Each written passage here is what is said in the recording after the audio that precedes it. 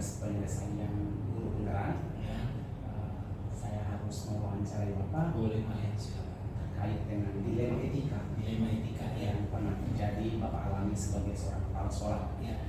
Kira-kira bagaimana Bapak mengidentifikasi kasus-kasus yang merupakan dilema etika selama ini, Pak? Oke, kalau persoalan dilema etika memang ini saya kira memang kerap muncul di hadapan kita seperti itu.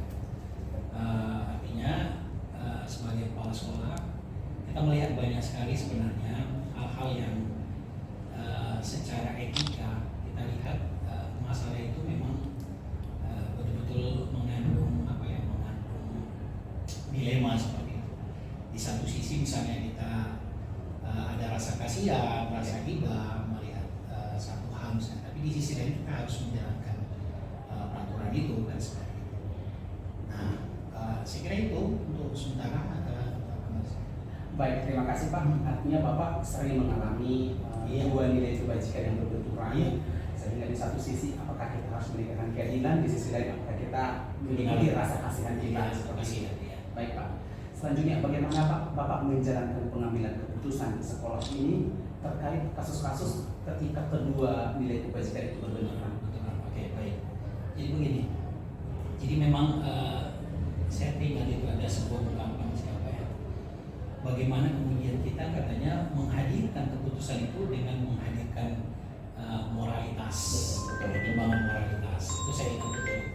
Maka sebenarnya dalam prakteknya pun saya berusaha mengedepankan pertimbangan moralitas, tidak hanya berbasis aturan saja. Karena kalau berbasis aturan, ya penilaiannya hanya benar salah begitu. Tapi karena saya melihat ada pertimbangan-pertimbangan lain, ada kebajikan-kebajikan lain, maka kemudian saya akan mengambil keputusan menggunakan pertimbangan-pertimbangan moralitas. Baik, mantap sekali Pak. Artinya Bapak menggunakan pertimbangan moralitas. Iya, benar. Ada lagi hal-hal yang lebih efektif yang sering Bapak gunakan untuk mengambil keputusan ini?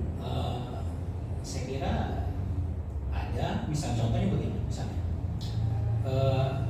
ada sebuah dilema etika tentang kondisi si anak, misalnya di satu sisi dia kan adalah siswa yang tentu yang namanya aturan itu akan melekat pada dirinya seperti itu.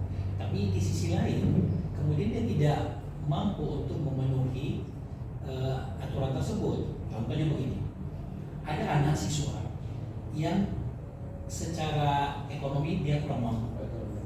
Nah, secara aturan kan dia tetap harus kemudian misalnya katakanlah membayar uang komite misalnya. Tetapi di sisi lain kan ada satu pertimbangan, ternyata secara ekonominya tidak mampu untuk membayar itu. Padahal di sisi lain dia adalah anak yang cerdas, anak yang pintar. Maka kemudian saya kan mengambil keputusan bukan berdasarkan aturan tadi itu, tapi saya mungkin lebih kepada pertimbangan moralitasnya. Artinya kalau memang si anak tidak mampu untuk membayar secara ekonomi, maka akan saya gratiskan. Sama itu. Artinya Bapak menggunakan pertimbangan moral. Iya, jelas. Intinya sekali lagi adalah pertimbangan moral. Itu menjadi salah satu. Saya sangat senang mendengar apa yang menjadi solusi dari Bapak karena Bapak mengambil keputusan berpihak pada murid. Iya, karena memang pertimbangannya seperti itu dan tanggung jawab. Iya. Baik Pak. Selanjutnya, kira-kira dalam mengambil keputusan ini ada nggak tantangan atau hambatan yang sering Bapak hadapi? Tentu banyak. Ya, Pak. Tantangannya yang pertama adalah tentang persepsi. Betul. Bagaimana kemudian ketika kita mengambil keputusan itu menyenangkan semua pihak prinsip awalnya. Tetapi kan tentu di dalam prosesnya tidak mungkin. Kenapa? Itu tadi karena ada perbedaan persepsi tentang cara pandang terhadap anak. Ya. Nah, kalau kita kan bicara tentang bagaimana filosofi diajar Dewantara, ya pembelajaran itu tentu ya harus kemudian berpihak kepada anak. Artinya kita sebagai guru kan tugasnya sebagai menuntut segala kekuatan kodrat anak yang ada pada diri anak sehingga dia bisa berkembang sesuai dengan kemampuannya seperti itu. Tapi kan faktanya misalnya saja yang guru-guru saya mungkin bisa jadi banyak yang tidak paham tentang itu. Kenapa? Karena dia menganggap guru itu adalah segalanya. Dia sebagai orang yang lebih tahu, kemudian anak-anak atau katakan siswa atau peserta itu sering dijadikan sebagai objek, bukan sebagai subjek. Nah, maka tatanya seperti itu. Ada kalanya misalnya guru-guru, kenapa sih seperti ini? Kenapa dia boleh? kenapa dia yang lain tidak boleh dan sebagainya. Kan kita sama-sama siswa, kenapa dia tidak membayar? Harusnya kan dia membayar SPP juga. Kan begitu dia masuk ke sini, kan segala peraturan itu tentu harus sama-sama melekat pada masing-masing siswa. Nah, itu pendapat apa. Tetapi kemudian mungkin dengan pertimbangan-pertimbangan tertentu, dengan melalui pendekatan kepada Bapak Ibu guru, tentunya saya kira hal itu bisa kita atasi dengan baik seperti itu. Baik Pak, terima kasih. Kira-kira dalam mengambil keputusan ini ada nggak seseorang yang Bapak libatkan? Iya, tentu saya akan melibatkan. Jadi keputusan yang saya ambil itu tentu saya harus melibatkan banyak orang, apalagi yang berkaitan dengan anak. Yang pertama misalnya katakanlah seperti misalnya wali kelas, kemudian guru-guru BK, kemudian ya bapak ibu guru yang dituakan, dan termasuk salah satu yang paling penting adalah orang tua siswa. Jadi bagaimana kita menghadirkan orang tua juga tentu harus terlibat di dalamnya, sehingga kemudian keputusan yang kita ambil itu benar-benar berpihak pada anak, bukan berpihak pada sekolah. Betul. Iya. Baik Pak, terima kasih. Satu pertanyaan lagi Pak. Iya. Dari keempat paradigma dilema etika ini, Iya. ada individu melawan kelompok, Iya. ada kebenaran melawan kesetiaan, ada keadilan melawan belas kasihan, dan ada Iya. jangka pendek dengan jangka panjang. Iya. Kira-kira yang lebih sering Bapak hadapi ini yang Yang mana? lebih sering, sebenarnya kalau yang lebih sering itu adalah tentang paradigma kebenaran versus Kesetiaan. bukan kebenaran, keadilan versus belas kasihan pada itu yang sebenarnya sering muncul. Apalagi mohon maaf kan kita kan di sekolah kita banyak siswa-siswa yang memang secara ekonomi kurang mampu.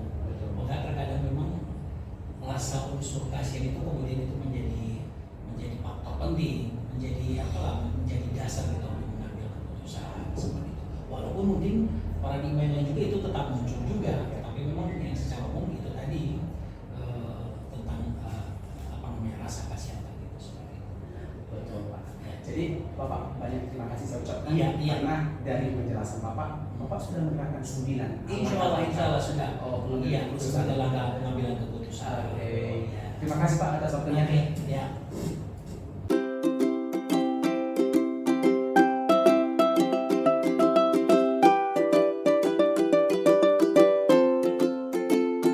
Calon guru penggerak angkatan ke-8. Mohon maaf mengganggu waktunya Pak untuk wawancara terkait dilema etika. Bagaimana kabar Bapak hari ini? Alhamdulillah sehat. Baik, terima kasih Pak atas kesempatannya. Kira-kira terkait masalah dilema etika, bagaimana Bapak mengidentifikasi kasus-kasus yang terjadi di sekolah yang Bapak pimpin selama ini? Nah, berkaitan dengan dilema etika, kita yang pertama apabila terjadi kasus, yaitu mengelompokkannya dulu apakah dia masih dilema etika atau rujukan moral. Karena ketika kasus itu sudah jelas melanggar moral, kita kelompokkan ke kasus rujukan moral. Kalau memang dia dihadapkan terhadap suatu kasus yang memilih antara benar sama benar. Jadi kita identifikasi bahwa setiap kasus itu ditelaah mana yang masuk dilema etika atau rujukan moral. Baik, terima kasih Pak. Artinya ada analisa dulu Iya. Pak, apakah dia dilema etika, apakah dia rujukan moral. Iya. Dalam pengambilan keputusan selama ini, terutama kasus-kasus di mana ketika ada dua nilai kebajikan yang berbenturan, apa langkah-langkah yang Bapak lakukan? Nah, ketika ada kasus yang Bapak sebutkan tadi, ada yang menyangkut dilema tadi, Ya. pertama yang saya lakukan, kita tahu tentu sebelum mengambil keputusan, saya biasanya mengumpulkan beberapa warga kepala sekolah untuk memberikan masukan terhadap kasus yang sedang dihadapi. Ya. Seperti itu. Nah, langkah pertama. Oke, langkah pertama melibatkan wakil kepala sekolah dan mendiskusikannya. Baik Pak, terima kasih. Terus setelah Bapak memanggil wakil kepala sekolah, selanjutnya tahapannya yang Bapak lakukan, apa Pak? Kira-kira seperti apa? Ya, setelah dipanggil kan mereka wakil kepala sekolah ini memberikan pendapat. Ya, setelah itu kita merumuskan ini arahnya kemana kita buat ini, keputusan apa yang paling tepat kita ambil terhadap kasus dilema tadi. Karena namanya dilema tadi yang saya sebutkan tadi ya, antara benar nilai kebajikan lawan nilai kebajikan. Betul, Ya. betul. Ya. Jadi setelah Bapak melibatkan wakil kepala sekolah, artinya membicarakan dengan Ya. mereka, kira-kira langkah yang lebih efektif dalam mengambil keputusan ini apa?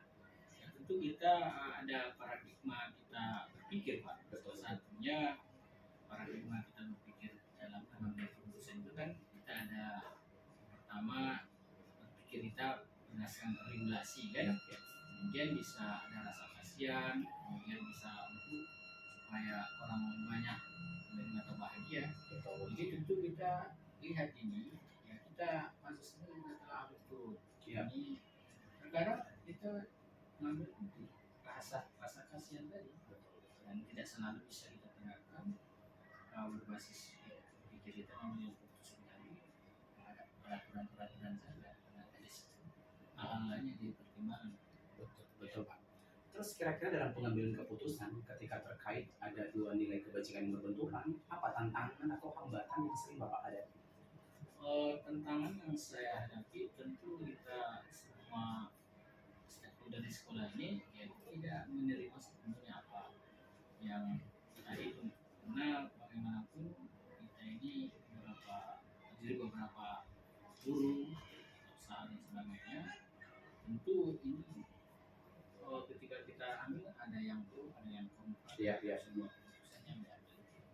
Makanya ketika kita mengambil sebuah keputusan, tentu kita berupaya meminimalisir organisasi itu tadi risiko-risiko tadi. Iya. Itu kalau risiko setiap keputusan pasti ada. Iya, betul. Kira-kira boleh nggak Pak kita tahu kasus yang pernah terjadi dalam dilema etika yang Bapak hadapi?